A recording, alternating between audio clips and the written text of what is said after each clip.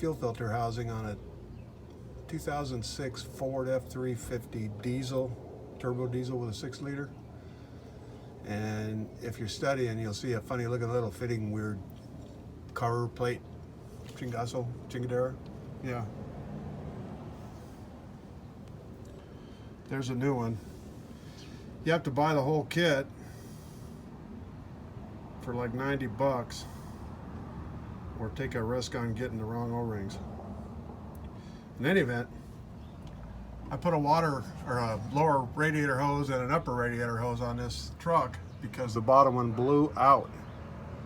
Just had a big hole in the side where it exploded. And the reason is that the diesel fuel seeps out of that little fuel filter and dribbles down the block on its way to the ground and runs over the lower radiator hose in the process. So, you know, a year, 2, 3 after the leak starts, the hose blows out. This truck had new ones on it. They'd been replaced 2 or 3 years ago, I could tell. And now I changed them again. Cool, stay tuned. Okay guys, now I got the little housing off. You can see right here, I gotta change this little fitting over, that's easy. But I wanna zoom in and show you something else on these things. Now if you look down there, let me turn this guy over.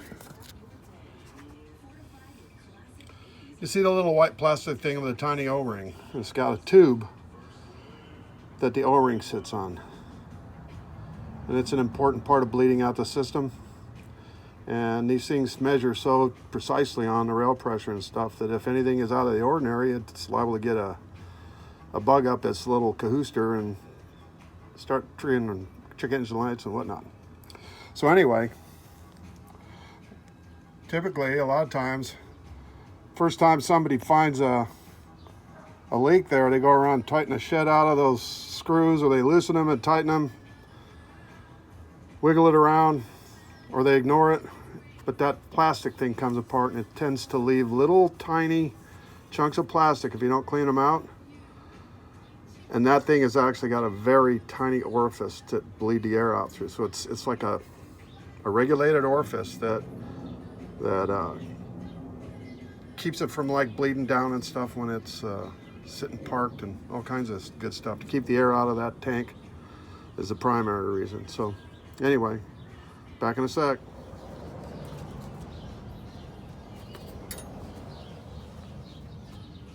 So, see this guy?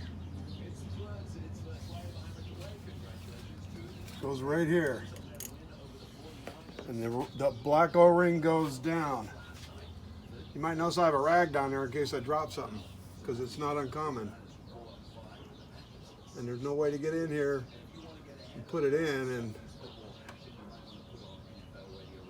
see, it's a little loose. It doesn't want to stick, right? But it also doesn't seem to want to just fall out. So then I'll take a tiny bit of grease, just friggin' grease.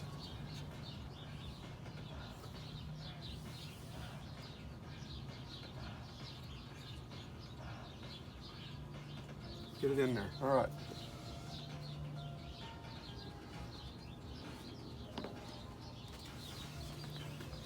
So now,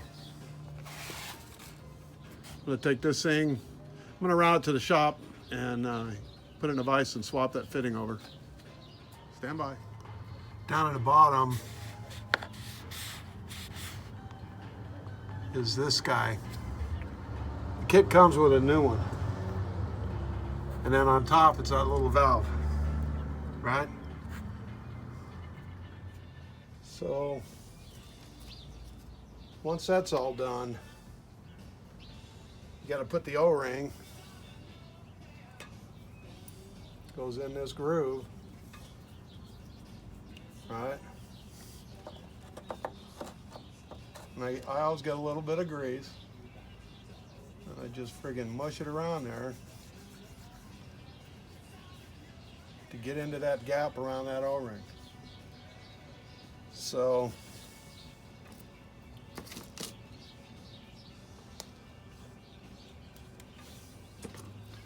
fitting comes with a use over, but it comes with a new O-ring.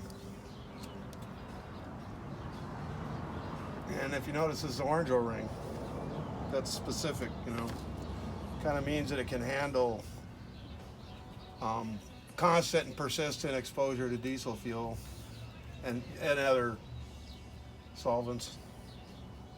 Anywho, I'm going to just screw this in, but I'm not going to tighten it because it's an O-ring. It'll tighten when I do the other side. So then, you got to very carefully, and I apologize, you're not going to be able to see too easy. Got to take this guy in there and avoid knocking that spring out until it gets in its little hole. Then you push it in and make sure you don't have the rag stuck in there.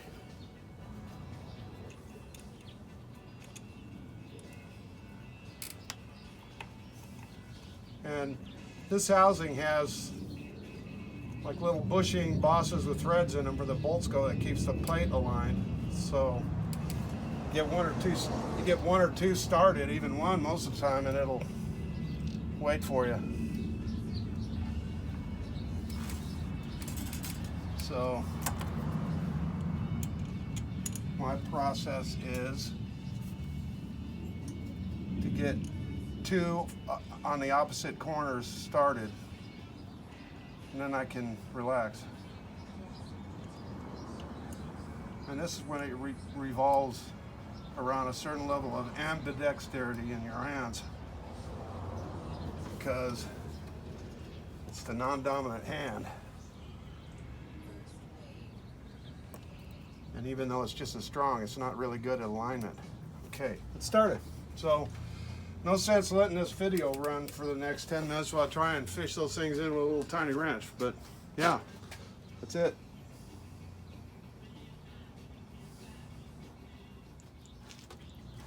Okay guys, it's all together, but I want to talk about this guy.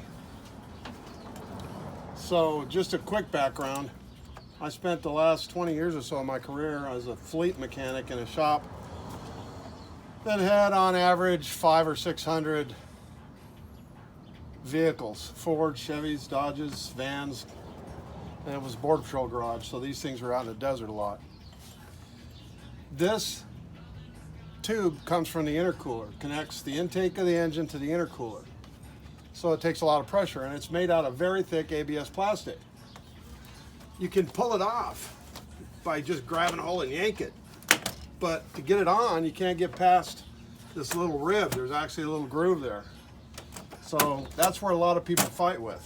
How do you do that, you know? Ford's got a tool that grabs here and pops it on. I have a universal tool. It's called a heat gun. So this is extremely high temperature resistant plastic. So unless you're using an open flame or being dumb or something, it's kind of hard to overheat it. So you just get it hot. It starts getting soft real quick.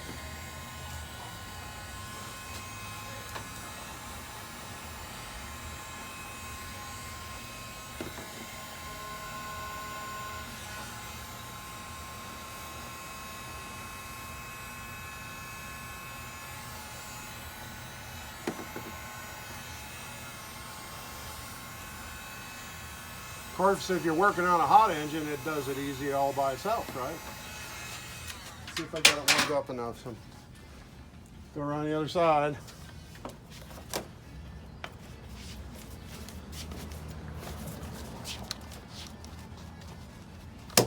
Bonk. There it goes. That's all it takes. Then you get your handy dandy 11mm wrench.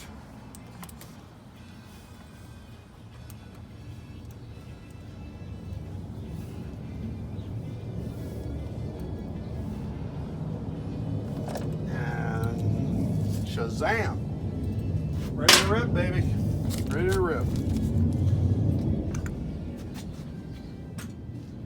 So now we'll see if it'll start.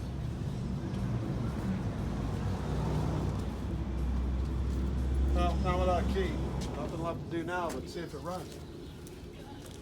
See if we can suck the air out of that filter.